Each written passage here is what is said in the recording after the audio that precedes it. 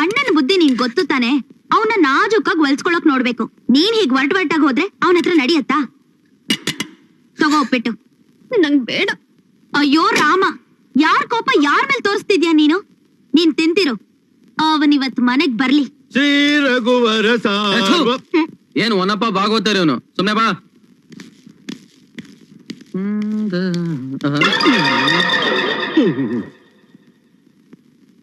ರಾವ್ ಕಾಲ ಎಷ್ಟೊತ್ತಿಗೆ ಇವತ್ತು? ಇನ್ನೇನ್ ಈಗ ಶುರುವಾಯ್ತದೆ. ನಿಂಗ್ ಸ್ವಲ್ಪನಾದ್ರೂ ದಯೆ, ದಾಕ್ಷಿಣ್ಯ, ಕರುಣೆ, ಕನಿಕರ ಇದ್ಯಾ ನಿನ್ಗೆ? ಅಯ್ಯೋ, ಅದೇನೋ ಕೇಳ್ತಾವಳಲ್ಲ ಅವಳು, ಅದನ್ನೆಲ್ಲ ಸಂತಿನ ತಂದು ಕೊಟ್ಬಿಡು. ಆಯ್ತಾಯ್ತು. ಮಾನ ಮರ್ವದೆ ಹೆಣ್ಮಕ್ಳಿಗೆ ಕಣ್ಣಲ್ಲಿ ನೀರ್ ಹಾಕಿಸ್ತಾರ? ನಾನೇ ಅವ ಹೆಣ್ಮಗು ಕಣ್ಣೀರ್ ಹಾಕ್ಸ್ದೆ. ನೋಡು ಆ ಗೌರಿ ಎಷ್ಟೊಂದು ಅಳ್ತಾ ಕೂತಿದ್ದಾಳೆ. ನೋಡಿ, ಯಾಕೆ ನಗೋದು? ಅಲ್ಲಮ್ಮ, ಅವಳನ್ನ ನೀನು ಹೆಣ್ಣು ಅಂತೀಯ, ಮತ್ತೆ ನಿಂಗ್ ಹೆಂಗ ಅನ್ನಿಸ್ತಾಳ ಅವಳು? ಏನು ಅನ್ಸಲ್ವೇ? ಅಲ್ಲಮ್ಮ, ಯಾವ್ದಾದ್ರೆ ಹೆಣ್ಣು ಆ ಜನರ ಮುಂದೆ, ಅದು ಇಂತ ದಾಂಡಗಳ ಮುಂದೆ ಸೀರೆ ಬಿಸ್ತಾರ? ಅಷ್ಟೇ ಕನ್ಸ ಜಾಕೆಟ್ ಸುಮ್ನೆ ಇರೋ. ನೀವ್ ಯಾಕೆ ಹೊಟ್ಟ ಬರ್ತಿರ್ತೆ? ನೋಡೋಣ, ಅವಳು ನಂಗೆ ಅತ್ಕೆ ಆಗೋಳು. ಅತ್ಕೆ ಅಂದ್ರೆ ತಾಯಿ ಸಮಾನ.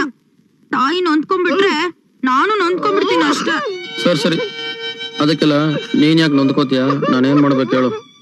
ಮತ್ತೆ ನನ್ ಸಮಾಧಾನ ಮಾಡೋ ಬದ್ಲು ಅವಳಿಗೋಗಿ ಸಮಾಧಾನ ಮಾಡು. ಏನ್ ಯೋಚನೆ ಮಾಡ್ತಿದ್ಯಾ? ನಡಿ ನಡಿ. ನೀನೆಲ್ಲ ಹೋಗ್ತಿದ್ಯಾ? ಸಮಾಧಾನ ಮಾಡಕ್ಕೆ ಅಲ್ಲಿ ಅಣ್ಣ ಹೋಗಿದ್ದಾನೆ, ನೀನೇನ್ ಹೋಗ್ಬೇಕಾಗಿಲ್ಲ. ಇದೊಳ್ಳೆ ಕತೆ ಆಯ್ತಲ್ಲ. ಬೈಬೇಕಾದ್ರೆ ಮಾತ್ರ ನಾನ್ ಜೊತೆಲಿ ಇರ್ಬೇಕು, ಸಮಾಧಾನ ಮಾಡಕ್ ಮಾತ್ರ ರವಿ ಒಬ್ನೇ ಹೋಗ್ಬೇಕೇನು? ನಾನು ಹೋಯ್ತೀನಿ. ಅಯ್ಯೋ ಸುಮ್ನಿರು, ನಿನಗೆ ಮೈ ಬೆಳೆದಿದ್ಯಾ ಹೊರತು ಬುದ್ಧಿ ಮಾತ್ರ ಬೆಳೆದಿಲ್ಲ. ಸರಿಯಾಗಿ ಹೇಳಿದೆ ನೋಡು, ಅಣ್ಣ ಅಲ್ಲಿ ಪ್ರೀತಿ ಮಾಡಕ್ ಹೋಗಿದ್ದಾನೆ, ಅಲ್ಲಿ ಬೇರೆ ಯಾರು ಹೋಗ್ಬಾರ್ದು. ಹಂಗೆ ಅಂತ್ಯಾ? ಅದ್ ಹೆಂಗೆ ಅಂತ ನಾನು ಒಂದ್ಕಿತ ನೋಡ್ಕೊಂಡಿದ್ದೆ. ನೋಡು ನೋಡು,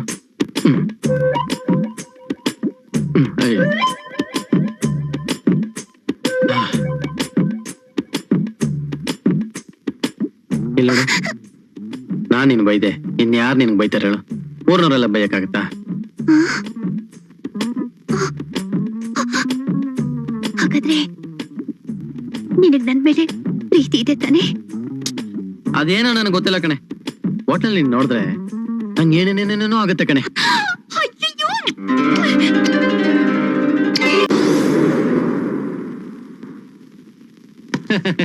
ಪತ್ರಗಳೆಲ್ಲ ರೆಡಿ ಆಗೋಯ್ತು ಯಜಮಾನ್ರಿ. ಊರಿನ ಜನ ಒಬ್ಬೊಬ್ರೆ ಹೆಬ್ಬೆಟ್ ಹಾಕ್ಬಿಟ್ರೆ ಆ ಜಮೀನೆಲ್ಲ ನಿಮ್ದಾಗೋಗ್ಬಿಡುತ್ತೆ. ಆಮೇಲೆ ನೀವ್ ಆಸೆ ಪಡ್ತಿರೋ ಕಾರ್ಖಾನೆ 5 ವರ್ಷದಲ್ಲಿ ಹೆಬ್ಬೆಟ್ ಹಾಕ್ಸೋದ್ ಹೇಗೋ? ಊರ್ ಜನರೆಲ್ಲ ಇವತ್ತು ನಮ್ ಋಣದಲ್ಲಿದ್ದಾರೆ ಯಜಮಾನ್ರೆ. ನಾವ್ ಹೇಳದಂಗ ಅವ್ರು ಕೇಳಲೇಬೇಕು. ಹೆದರ್ಸಿ ಬೆದರ್ಸಿ ಮಾಡೋಂತ ಕೆಲಸ ಅಲ್ಲ ಇದು. ಜಾಣ್, ನಾವು ಮಾತ್ರ ಸುಖವಾಗಿದ್ರೆ ಸಾಲದು, ಜೊತೆಲಿರೋರೆಲ್ಲ ಸಂತೋಷವಾಗಿರ್ಬೇಕು. ಯಜಮಾನ್ರೇನ ಮಾತಾಡ್ತಿದಾರೆ, ಆಮೇಲೆ ಬರೋಣ. ರವಿ, ಗುಟ್ಟೇನಿಲ್ಲ ಬಾಪ, ಊರಿನ ವಿಚಾರನೇ ಮಾತಾಡ್ತಾ ಇದೀವಿ. ಊರಿನ ವಿಷಯನ? ಏನ್ ಯಜಮಾನ್ರೆ ಅದು? ಊರಿನ ಜನ ಎಲ್ಲ ಕೆಲಸ ಕಾರ್ಯ ಇಲ್ಲದೆ ಒದ್ದಾಡ್ತಿದಾರಲ್ಲ, ಅವ್ರಿಗೊಂದ್ ದಾರಿ ಮಾಡ್ಬೇಕು. ಅದಕ್ಕೋಸ್ಕರ ಅವ್ರಿಗೆಲ್ಲ ಒಂದ್ ದೊಡ್ಡ ಕಾರ್ಖಾನೆ ಕಟ್ಟಿಸ್ಬೇಕು ಅಂತ ತೀರ್ಮಾನ ಮಾಡಿದೀವಿ. ಅದಾಗೋಯ್ತು ಅಂದ್ರೆ ಯಾರಿಗೂ ತೊಂದರೆ ಇರೋಲ್ಲ. ದಿನ ಬೆಳಗಾದ್ರೆ ಕೆಲಸ, ಕೈ ತುಂಬಾ ಸಂಬಳ, ಎಲ್ರು ಸಂತೋಷವಾಗಿರ್ಬಹುದು. ಮತ್ತೆ ಯಾಕೆ ಯೋಚನೆ ಮಾಡ್ತೀರಾ? ಕಟ್ಟಿಸ್ಬಿಡಿ ಯಜಮಾನ್ರೆ. ಅಲ್ಲೇ ತಾನೇ ಬಂದಿರೋದು ಎಡವಟ್ಟು. ಆ ಕಾರ್ಖಾನೆ ಕಟ್ಬೇಕು ಅಂದ್ರೆ ಜಾಗ ಬೇಕಾ? ಆ ಜಾಗ ಎಲ್ಲಿರೋದು? ನಮ್ಮೂರ್ ಜಮೀನಲ್ಲಿ. ಅಲ್ಲಿ ಕಟ್ಬೇಕು ಅಂದ್ರೆ ಜನಗಳ ಒಪ್ಪಿಗೆ ಬೇಕಾ? ಆ ಒಪ್ಪಿಗೆ ಇದೆ ಅಂತ ಹೇಳೋಕೆ ಈ ಪತ್ರಗಳ ಮೇಲೆ ಹೆಬ್ಬೆಟ್ ಬೇಕಾ? ಅದನ್ನೇನಾದ್ರೂ ಈಗ ಮಾಡ್ಸಕ್ ಹೋಗಿ ಜನಗಳು ಯಜಮಾನ್ರನ್ನ ತಪ್ಪಾಗಿ ತಿಳ್ಕೊಂಡ್ಬಿಡ್ತಾರೆ ಅಂತ ಅವ್ರ ಚಿಂತೆ. ಅದಕ್ಕೆ ಯಾಕೆ ಯಜಮಾನ್ರೆ ಇಷ್ಟು ಯೋಚನೆ ಮಾಡ್ತೀರಾ? ನಮ್ಮ ಒಳ್ಳೇದಕ್ಕೆ ತಾನೇ ಇದೆಲ್ಲ ಮಾಡ್ತಿರೋದು. ನಾನ್ ಹೆಬ್ಬೆಟ್ ಹಾಕ್ಸ್ಕೊಂಡ್ ಬರ್ತೀನಿ. ರವಿ, ಯೋಚನೆ ಮಾಡಪ್ಪ. ಯೋಚನೆ ಮಾಡಕ್ ಏನಿದೆ ಯಜಮಾನ್ರೆ? ಈಗಿನ ಕಾಲದಲ್ಲಿ ತಂದೆ ತನ್ನ ಮಕ್ಕಳ ಬಗ್ಗೆ ಯೋಚನೆ ಮಾಡೋದಿಲ್ಲ. ನಿಮ್ಗೆ ಯಾಕೆ? ನಾನೇ ಹೆಬ್ಬೆಟ್ ಹಾಕ್ಸ್ಕೊಂಡ್ ಬರ್ತೀನಿ. ಅರ್ಥವಾಯ್ತು ಯಜಮಾನ್ರೆ.